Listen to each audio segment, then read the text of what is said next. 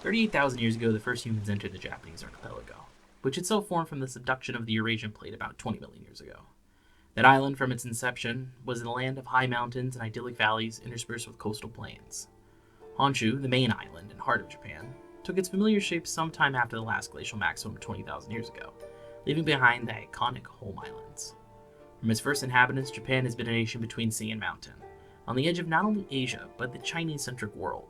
Its institutions have carried a long lineage, stretching back all the way to the largely fictional Jimmu in the 7th century BCE. While not free from its own dynastic struggles and evolution, the Imperial House of Japan has remained the same for at least 1,500 years. But the people of Japan have remained anything but the same.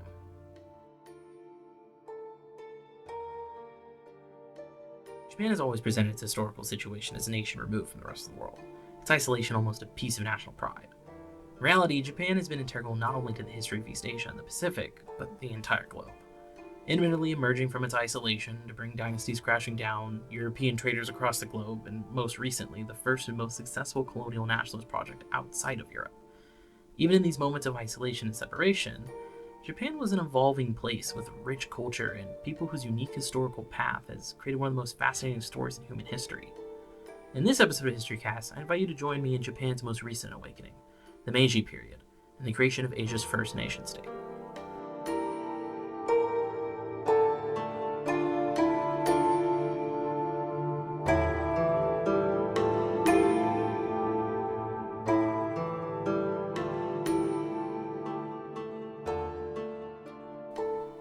The Meiji period itself is rooted in the unraveling of the Edo period and the Tokugawa shogunate.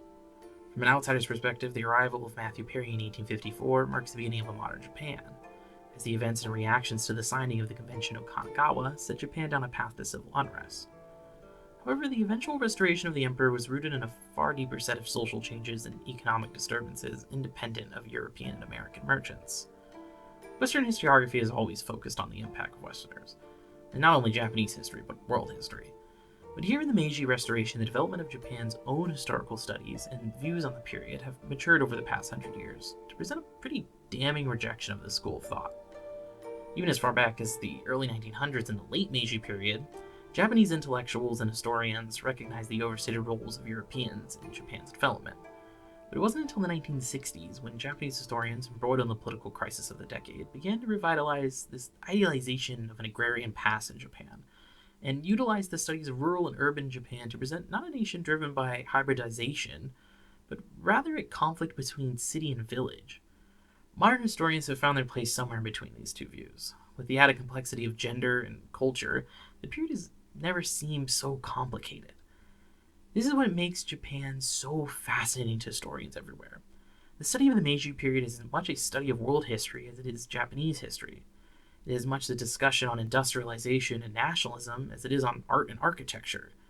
The entire Japanese world changed in the space of 50 years, but when we zoom out, we see a vibrant culture that was already in the process of tremendous change.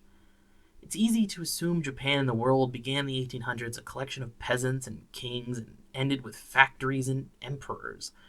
But that kills not only fascination in the period, but the spirit of history itself. The world did not begin on a singular day, and it will not end on one either. Years go by, and everything is happening in that time.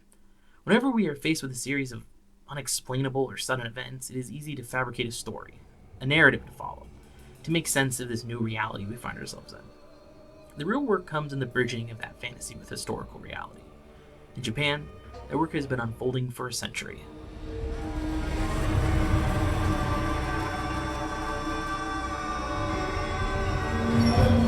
The story of the Meiji Restoration in modern Japan has its start in Japan's feudal period, which began with the decline of imperial authority in the 12th century.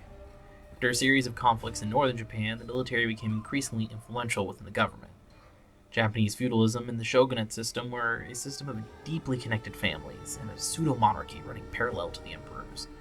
Clans would come to dominate the military government in the 13th and 14th centuries and were often related to not only the other major families in Japan, but the imperial family itself, a complicated network of intermarriages not too dissimilar to the system that emerged in feudal Europe. The office of the shogun was not necessarily hereditary. Depending on the political reality, it could be passed between different branches of a family or completely revoked. which is what happened in the 14th century during a short 3-year period known as the Meiji Restoration. The ruling emperor was able to overthrow the shogun and instigate a civil war between northern and southern Japan. The shogunate faction prevailed and replaced the emperor with their own candidate from a separate branch of the imperial family, but from this political spat, we can see how fragile the shogunate and the emperors were. Familial ties and the traditions of the Japanese court were essential to the maintenance of political authority in Japan, and any breakdown of these relations had devastating consequences for all of Japan. These consistent domestic conflicts were rife throughout the early and middle feudal period in Japan, eventually culminating in the Sengoku Jidai in Japan's late medieval period.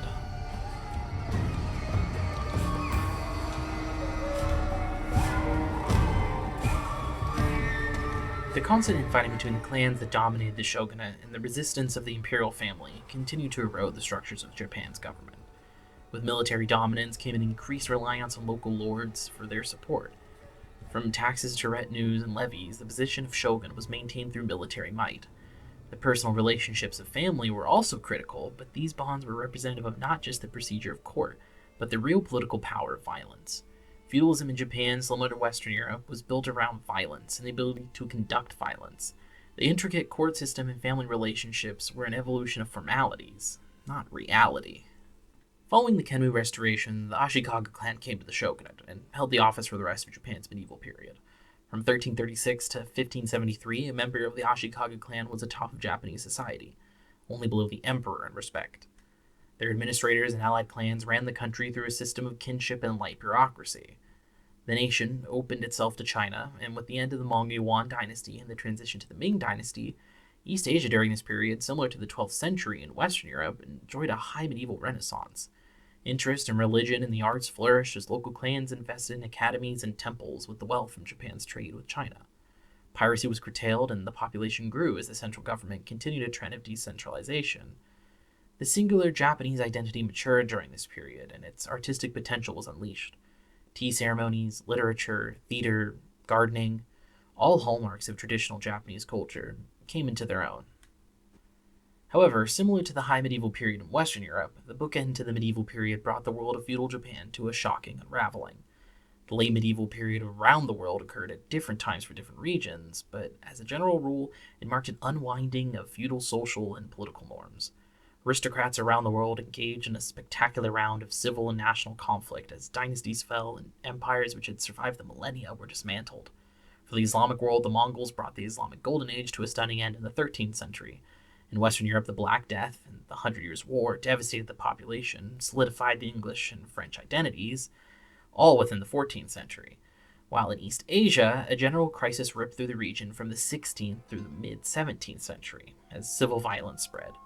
Rather than a reaction to unique events across hundreds of years, the late medieval period was a time of transition for each one of these nations or civilizations, partly brought on by outside forces but made inevitable by the inadequacies of the feudal system. This period marked the cultural evolution from medieval to modern around the world.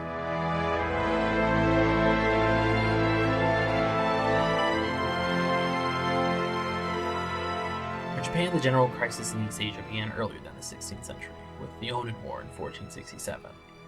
This war marked the beginning of a civil unrest that would become the Sengoku Jidai, meaning Warring States period. The Sengoku Jidai was a series of prolonged civil wars that ended with no clear victors, as Japan remained functionally divided for over a century. Japan still presented itself as a unified nation, and nominal subjugation before the emperor was still practiced, but the real political authority of the shogun was completely blasted away. The shogunate was effectively a puppet of the Hosokawa clan, a large political family with ties to the Ashikaga, but peasant revolts and rival clans kept the Hosokawa from exerting direct control over the country. Instead, the office of shogun became almost as ceremonial as that of the emperor, as the Ashikaga themselves were reduced to a few castles around Kyoto. By the late 16th century, Japan had already been involved in a civil conflict for a century, and there was no end in sight. By the time of Oda Nobunaga, the country seemed more divided than ever. However, the introduction of matchlock firearms, a new round of innovative military tactics, and the final breaking point for Japan's different factions made unification possible.